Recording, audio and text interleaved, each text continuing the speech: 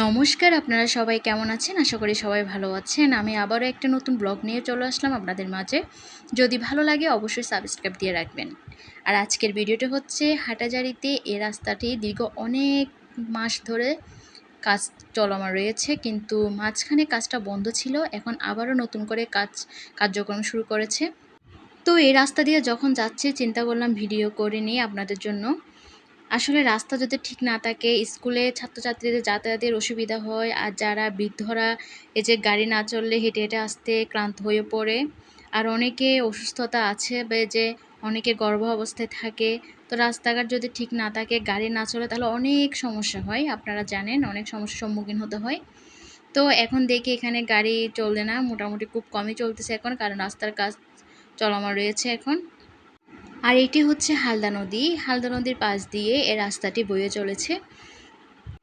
এই যে আমি আসতেছি দেখি ভাইয়াটাও ভিডিও করতেছে, কারণ কাজ চলতেছে দেখার জন্য।